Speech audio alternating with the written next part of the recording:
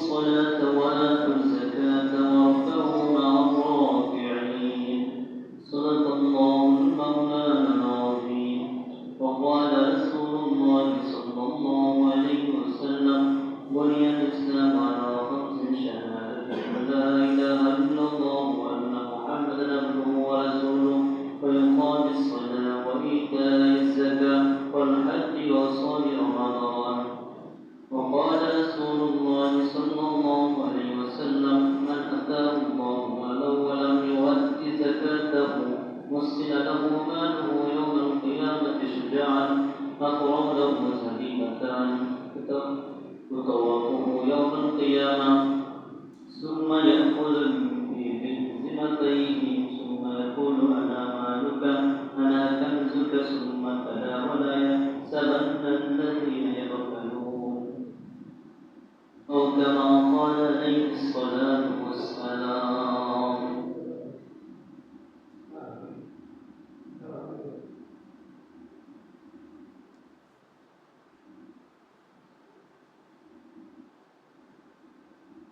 আলহামদুলিল্লাহ, আল্লাহ তাআলা বলিত প্রশংসা যে মহান আল্লাহ তাআলা আমাদেরকে দয়া করে মহব্বত করে আল্লাহ তাআলা পবিত্র মসজিদে আসবার এবং বলবার তৌফিক দান করেছেন। এজন্য আমাদের অন্তঃস্থল থেকে শুকরিয়া কালিমাত শুকর আদায় করি। সকলেই বলে আলহামদুলিল্লাহ। আলহামদুলিল্লাহ। তো আল্লাহ তাআলাকে আমরা বিশ্বাস করি, আল্লাহ তাআলার উপর আমরা ঈমান এনেছি। ঈমান আনার পরে দায়িত্ব হলো আমল করা। তো আমল, কিছু আমলের সম্পর্ক হইল দেহের সঙ্গে, যেমন রোজা রাখা, নামাজ পড়া। কিছু আমলের সম্পর্ক দেহের সঙ্গে, অঙ্গ প্রত্যঙ্গের সঙ্গে। নামাজ পড়লে তো আমাদের দেহের কষ্ট হয়, রোজা রাখলে আমাদের দেহের কষ্ট হয় কিনা? যেন কিছু আমলের সম্পর্ক হইল দেহের সঙ্গে, অঙ্গ প্রত্যঙ্গের সাথে, আর কিছু আমলের সম্পর্ক হইল মালের সাথে, সম্পদের সাথে। তো এই ইবাদত হইল নামাজ পড়া, রোজা রাখা, অঙ্গপ্রত্যঙ্গের দ্বারা ভালো আচরণ করা, সামাজিক উঠা বসায় সুন্দর আচরণ করা, ভালো ব্যবহার করা, ভালো কথাবার্তা বলা। এই অঙ্গপ্রত্যঙ্গের মাধ্যমে ভালো আমল ছাড়াই যাওয়া। এই জন্য বেশি জিকির আজকার করা, বেশি কোরআন তেলাওয়াত করা, ভালো উপদেশ দেওয়া, মানুষদেরকে সুন্দর আচরণ করা, অথচ নামাজ গুরুত্ব সহকারে আদায় করে যাওয়া। এই জন্য মহানতার মহান হুকুম বিধিবিধান সময় মতো পালন করে যাওয়া আমাদের কর্তব্য। আর কিছু আমাদের সম্পর্ক হইল সম্পদের সাথে, মালের সাথে, যেমন যাকাত দেওয়া, কুরবানি করা, ফিতরা দেওয়া। এগুলো হলো আর্থিক ইবাদত। এর দ্বারা কি হবে? আমার ইবাদতের সওয়াব হবে। বলে সুবহানাল্লাহ। যে আল্লাহ দেওয়া সম্পদ থেকে আমরা আল্লাহর রাস্তায় দান করব। আল্লাহ দেওয়া সম্পদ কার দেওয়া? যে আমাদের সম্পদ হলো আল্লাহ পাকের দেওয়া, আমাদের কোনো কৃতিত্ব নয়, আমাদের কোনো বড়াই নয়, আল্লাহ পাকের দান। আল্লাহ দেওয়া সম্পদ থেকে আল্লাহর রাস্তায় খরচ করো, কৃপণতা করে কেন? আমরা তো অনেক কৃপণতা করে সম্পদ দিতে চাই না, সম্পদ করতে চাই, প্রচুর দান করলে তো সবার বাড়ায় যায়। তাহলে আমাদেরকে এই জাকাত দেওয়ার কথা বলতেছে। আল্লাহ তাআলা কোরআনের মধ্যে 82 জায়গায় বলেছেন তোমরা নামাজ কায়েম করো, আর 32 জায়গায় বলছেন তোমরা জাকাত আদায় করো। এটা অত্যন্ত গুরুত্বের কথা। আমরা অবহেলা করি জাকাত নিয়ে, অবহেলার জন্য জাকাত দিতে চাই না, ফিতরা দিতে চাই না, দান করতে আমরা চাই না। রাসূলুল্লাহ সাল্লাল্লাহু আলাইহি ওয়াসাল্লাম বলতেছেন যে আকিমুস সালাতা ওয়া আতুজ যাকাত ওয়ারকাউ মা'আর রাকিন। তোমরা নামাজ কায়েম করো, যাকাত আদায় করো। নামাজের কথা বলার পর যাকাতের কথা বলছে, যাকাত দান করো। যাকাতের অর্থ হল মালকে পবিত্র করা। যাকাত দিলে কি হয়? মাল আপনার পবিত্র হয়ে গেল। যাকাত না দেন, এই যাকাত অপবিত্র হয়ে যাবে। মাল কি হয়ে যাবে? আপনার অপবিত্র হয়ে যাবে। যদি আপনি যাকাত না দেন, এই যাকাত না দেওয়ার কারণে এই সম্পদ আপনার জন্য ক্ষতির কারণ হয়ে দাঁড়াবে। আল্লাহ কোরআনে মধ্যে বলছেন আল্লাযীনা ইয়াকনিজুনা আয-যাহাবা ওয়াল ফিদ্দা, যারা স্বর্ণ রূপাকে জমা করে রাখে, স্বর্ণ রূপা জমা রাখে, দান করে না, এই সম্পদ সম্পদ এই সর্বপাকের উপলতারের ময়দানে হাসরের মাটি আগুনে তামা মতো গরম করা হবে। এই সম্পদ কি হবে? তামা হবে, লোহা হয়ে যাবে, উত্তপ্ত গরম করা হবে। গরম করার পরে তার কপালে, তার পিঠে, পৃষ্ঠদেশে দাগ দেওয়া হবে। বলে নামাজ। এই সম্পদ কি হবে? আমার ক্ষতির কারণ হবে যদি জাকাত আমি না দিই। বলছে হাদিসের মধ্যে যারা এই সম্পদ জমা করে রাখে, দান করে না, জাকাত দেয় না, হিসাব করে এই সম্পদের জন্য হাসরের মাটির বিষাক্ত সাপ হবে। বলে নামাজ। বিষাক্ত সাপ হবে। এই সাপ তার গলার মধ্যে পেঁচায় বেরিয়ে হবে এবং কপালের মধ্যে দংশন করে থাকবে আর বলবে, আমি হইলাম তোমার এই সম্পদ, যে সম্পদ তুমি আল্লাহ দান না করে জমা করে রাখছে।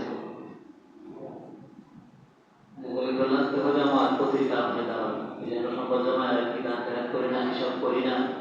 জন্য আমাদের কর্তব্য হইল, যারা আমরা ব্যবসা করি, যারা আমরা কৃষিকাজ করি, যারা বিভিন্ন পেশা নিয়োজিত, আমরা ভালো হিসাবের সাথে আলেমের সঙ্গে আমাদের এইগুলো নিয়ে পরামর্শ করা দরকার যে আমার তো এই আয় আমার আছে, এই হিসাব ব্যবসা আয়ের মাধ্যম, কৃষিকাজ আমার আয়ের মাধ্যম, অন্যান্য পেশার মধ্যে আমার আয় হয়। 1 বছর অতিক্রান্ত হওয়ার পরে, পরিবারের প্রয়োজনে খাবার দাবারের পর, পরিচালিত করার পরে 1 বছর পরে যে মাল আমার উদ্ভিদ থাকে, সেই মাল থেকে আমাদের জাকাত দিতে হয় 40,000 একবার। কয়বার? সরকার সহজ করে করছে 40,000 টাকা মাত্র 1,000 টাকা। তাহলে বেশি বলছেন, সামান্য বলছেন। 1 লক্ষ টাকা থাকলে মাত্র 2,500 টাকা আবার দান করবে। যাদের কেমন 7.5 স্বর্ণ, 52,000 রূপা সম পরিমাণ তার সম্পদ করে জমা আছে। 52,000 রূপা যদি 1,000 দিয়ে করি হোক, 52,000, 15,000, 90,000, খুব বেশি না। এরকম টাকা বলে তো অনেকেই আছে। এই জন্য আমরা অবহেলা না করিয়া গুরুত্ব দিয়ে আমাদের এই টাকাটা আদায় করতে হবে। আমাদের মধ্যে হিসাব করে দিতে হবে, না দিই এই সম্পদ কি হলো আমার ক্ষতির কারণ হয়ে দাঁড়াবে। অত্যন্ত জটিল বিষয়। অবগত বলেন যে আমি জীবিত থাকবো, আদিনের প্রতি হবে, যারা যদি না দেয় এদের সঙ্গে যুদ্ধ ঘোষণা করা তো বলছে, যেটা তো কঠিন কথা। যেন আমরা ডাকাতি বলেছিল সবাই ধান খেলাত করবো তো হিসাব করে আমার 40,000 একবার আমার রাস্তা দান দিতে হবে। আত্মীয় আছে, এদেরকে টাকা জমা দিতে হবে। জাকাত দেওয়ার উদ্দেশ্য হইল দারিদ্র বিমোচন করা।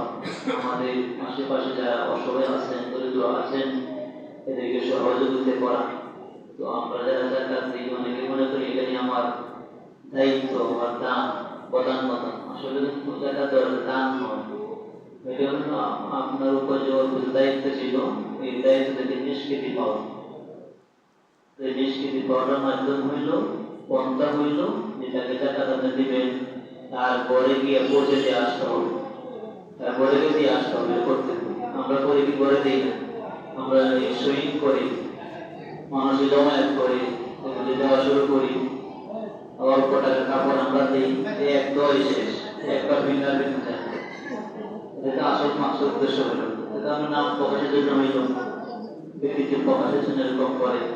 এটা শরীরের সম্মত নয়, শরীরের গঠিত হইল। আপনি যারা হিসাব করা হয়ে যায় টাকা পয়সা হবে, টাকা পয়সা বাড়ি বাড়িকে পৌঁছা দিয়ে আসতে হবে। আমরা যদি এরকম প্ল্যান করি যে আমরা আমাদের পাশে যারা দরিদ্র আছেন, এদেরকে মোটা অঙ্কের একটা টাকার অ্যামাউন্ট দিব, এর দ্বারা সে ভালোভাবে চলতে পারবে, এটা বড় আনতে পারবে, ভালো পোশাক প্রদান করতে পারবে, ভালো চিকিৎসা করতে পারবে, সুস্থতা ভুগতেছে। আপনি যদি আমরা কাপড় দেওয়া দেন অল্প টাকা, অল্প দিন একদিনও দিতে পারবে না, শেষ হয়ে যাবে। টাকাটা দিতেন মন মতো কিছু করতে পারবো, তার আপনার শান্তি বেশি পাইত। এই জন্য যারা উদ্দেশ্য দারিদ্র বিমোচন করা। তো আমরা নিজে নিয়ে এসেছি ব্যক্তিত্ব প্রকাশের জন্য, এবং ভিড় করে দেয়, জমাত করে দেয়, মানুষ মারামারিও হয়, আহত নিহত হয়, জমে যায় বেশি। এই জন্য আমাদের কি করতে হবে, এই জাকাতটা আমার সহি তরিকা আমার দিতে হবে। কি বলছে না সবাই, যদি না দিয়ে আমার ক্ষতির কারণ হবে। আমরা আল্লাহ তাআলা আমাদের সম্পদ দান করছে, কারণ কত সম্পদ দান করছে আল্লাহ তাআলা, কত সম্পদ দান করছেন, যে বিশাল সম্পদ। ওরা শুনছেন যে তার উঠে তার গুদামের চাবিগুলো বহন করতো, সত্যতে উঠ লাগতো, কি পরিমাণ সম্পদ তার ছিল, কত ব্যাংকম্যান ছিল তার, কিন্তু সে টাকা দিতে অস্বীকার করতো। দেখা যাচ্ছে দেয় না, দেওয়াতে বেশি লাভজনক ক্ষতি হয়েছে, বিরাট ক্ষতি হয়ে গেছে, কলঙ্কিত হয়ে গেছে। কেমন যে মানুষ তার কথা স্মরণ করবে কলঙ্কের সাথে, বেইজ্জতির সাথে। মুসা আলাইহিস সালাম কি করলেন? বললেন যে আল্লাহ তাআলা হুকুম করছেন যাকাত দেওয়ার জন্য। আল্লাহ তাআলা সম্পদ দান করছেন, এই সম্পদ আপনার না, আল্লাহ তাআলা দান করছেন, এই সম্পদ থেকে আর আল্লাহর রাস্তায় যাকাত দেন। তো কারণ বলতেছে যাকাত আমি দিব না, তিনি যাকাত অস্বীকার করলেন এবং জনগণের সঙ্গে সে বৈঠক করলেন যে মুসা তো অনেক কথাই তোমাদেরকে বলছে, নামাজের কথা বলছে, হকের কথা বলছে, ঘুরে ঘুরে মানছ, অনেক হুকুম হারামের কথা তোমাকে বলছে, তোমরা মানছ। এখন যাকাতের নামে তোমাদের কাছ থেকে মালামাল ধন সম্পদ আত্মসাৎ করতে চায়, তোমরা কি এটা মানবা নাকি? তারা বলে এটা মানতে পারবো না। আমরা তো আরো অনেক কথাই মানছি, অনেক কথাই মানছি, কিন্তু এটা মানতে পারবো না, কি করা যায়? কারণ বুদ্ধি বেশি হয়ে দিল যে এখন পরামর্শ করি আমরা কি করা যায়, না করতে পারে তো মুসার নামে অপবাদ দিতে হবে। মুসা যে কাজ শুরু করছে আমাদের আর বাঁচার উপায় নেই। কারণ কি করবো? পরামর্শ করে একজন দুষ্কৃতী নষ্টা চরিত্রহীনা মহিলাকে সে অনেক টাকা পয়সা দিয়া রাজি করলে তার নামে অপবাদ দিবে। মুসা আলাইহিস সালাম তার সঙ্গে যখন তোমার অন্যায় কাজ করছেন অপবাদ দেওয়ার জন্য টাকা রাজি করছে।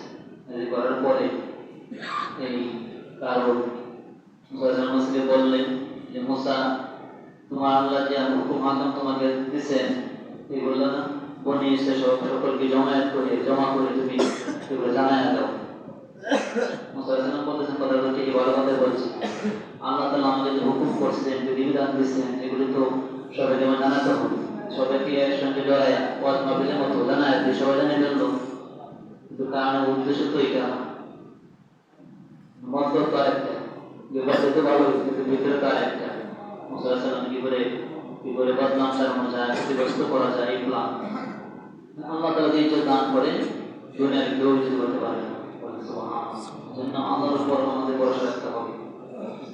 মুসা আলাইহিস সালাম কি করলেন? সবাইকে দাওয়াত করলেন যে তোমরা উম্মতের জামায়াত হইবা, আল্লাহ তাআলা হুকুম হাকাম আমাকে নবী বানায় পাঠিয়েছেন, আমি তোমাদেরকে আল্লাহ তাআলা হুকুম হাকামকে বিধান জানায় দেব।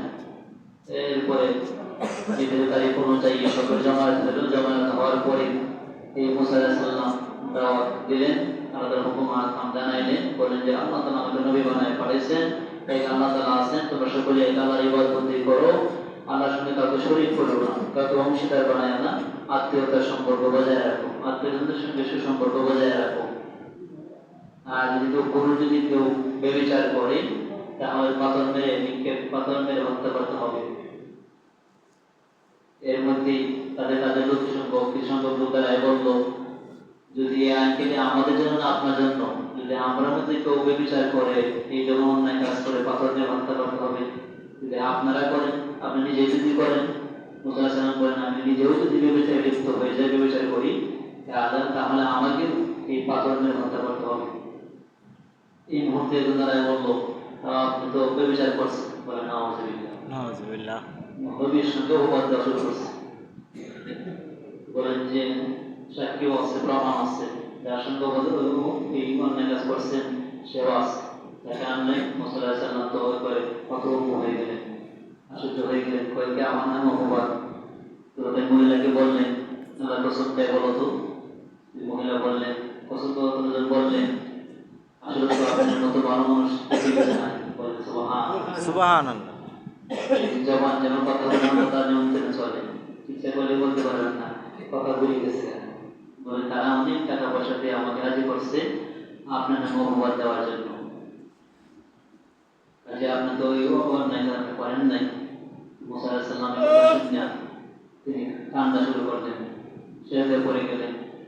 আল্লাহ তাআলা হুকুম করলেন, জানাইলেন যে হে মুসা, জমিনকে আপনারা অনুগত করে দিলাম, আপনি যা হুকুম করেন তাই করবেন। মুসা আলাইহিস সালাম খুব অসন্তুষ্ট হলেন যে আমার সম্পর্কে তোমার সামনে অপবাদ। মুসা আলাইহিস সালাম বললেন জমিনকে এই কারণে দলবল সহ গিলে ফেল। জমিন আল্লাহ হুকুম করছেন, মুসা আলাইহিস সালাম কথা শুনে জমিন গিলা শুরু করছে। প্রথমে পায়ের গোড়ালি পর্যন্ত লেগে পড়ছে। তখন মুসা আলাইহিস সালাম ডাক শুরু করছে। মুসা আলাইহিস সালাম শুনলেন না, আবার জমিন হুকুম করলেন যে একবারে দোষিয়ে ফেল। তো গার পর্যন্ত লেগে পড়ছে মাটিতে। এরপরে তারা আবার ডাক শুরু করছে, মুসা আলাইহিস সালাম ডাকলেন, অনুনয় করলেন বাঁচানোর জন্য। তো মুসা আলাইহিস সালাম আবার জমিনকে বললেন একবারে গিলে ফেল। তো জমিন মুহূর্তেই এদের কারণ সহ দলবল সহ একবার গিলে ফেলছে। মাটির নিচে বলা হয়েছে এখনো ডাকতেছে, কেমন তুই ডাকবে, কারণ সম্পদ সহ দলবল সহ এই জমিটা তারা শুরু করছে। কেমন ডাকবি তার সম্পদ থেকে উপকৃত হতে না পারে, এত লাঞ্ছিত অপদস্থ ক্ষতিগ্রস্ত হয়ে গেছে জাকাত না দেওয়ার কারণে। কি করতে আমার যেন সম্পদ যে জমা রাখি, সম্পদ আমার ক্ষতির কারণ হবে, সম্পদকে পবিত্র করতে হবে জাকাতের মাধ্যমে। এই জাকাত আমার দিতে হবে। এই জন্য আমার আশেপাশে যারা আছেন এদেরকে হিসাব করে জাকাত দিতে চলতে পারে, এদের সহযোগিতা করে আমার কর্তব্য। আল্লাহ আমাকে সম্পদ দান করছেন, সে অসহায় আছেন, আমার দান করা আমার কর্তব্য। আল্লাহ আমাকে জিজ্ঞেস করে হাসরের ময়দানে আবু হুরায়রা থেকে বর্ণিত হাদিস, যে আবু হুরায়রা বলেন যে হুজুর আকরাম সাল্লাল্লাহু আলাইহি ওয়াসাল্লাম বলেছেন, কিয়ামতের দিন আল্লাহ তাআলা বলবেন, হে আদম সন্তান, হে আদম সন্তান, আমি অসুস্থ ছিলাম, আমাকে তুমি খাওয়াও নাই, আমাকে তুমি সেবা শুশ্রূষা করো নাই, আমার সেবা করো নাই। তো বলবেন, হে আমাদের রব পালন করতে, আপনি অসুস্থ আবার কেমন হন, আপনার সেবা আমি কেমনে করবো? আল্লাহ তাআলা বলবেন, তোমার পাশেই তো অসুস্থ ছিল আমার বান্দা, তুমি তার সেবা করো নাই, তুমি সেবা করতে আজকে তুমি আমাদের কাছে পাই, সুবহানাল্লাহ, আমার প্রতিদান তুমি আজকে পাই। এরপরে বলবেন, হে আদম সন্তান, আমি অভাবী ছিলাম, আমি খাবার চেয়েছিলাম, তুমি আমার খাবার দেও নাই। তো বলবেন, হে আল্লাহ পাক করে দিলেন আলম, আপনি বলবেন খাবার তো আপনার টান না, আপনার খাবার কিভাবে আপনাকে দিব? তো বলেন যে আমার একদম মুবান্দাই তো অভাবে পড়ছিল, খাবার চেয়েছিল, তুমি খাবার দেও নাই, তুমি খাবার দিতে আজকে তুমি আমাদের খুব কাছে পাইতে, প্রতিদান নিবদ আজকে তুমি পাইতে। সুবহানাল্লাহ। আল্লাহ তাআলা বলবেন, যে আমি বিবাহিত ছিলাম, আমাকে পানি পান করো নাই, পানি চাইছিলাম। তো বলবেন যে আপনি তো পানি খান না, পানি আপনি কিভাবে চাইছেন? তো বলেন যে আমার বান্দা তো বিবাহিত ছিল, পানি চাইছিল, পানি দেওয়া নাই, পানি দিতে আজকে তুমি পরিপূর্ণ প্রতিদিন আমার কাছ থেকে পাইতে। সুবহানাল্লাহ। এজন্য আমরা যদি এরকম দান করি, তাহলে আমাকে হবে একদিকে হবে দান, আরেকদিকে হবে মানব সেবা। আল্লাহ তাআলা আমাদের সকলকেই এই দান করার, মানব সেবা করার তৌফিক দান করুন। সকলে বলুন আমিন। ওয়া আখিরু দাওয়ানা আলহামদুলিল্লাহি রাব্বিল আলামিন, ওয়াসসালাতু ওয়াসসালামু আলা আশরাফিল মুরসালিন।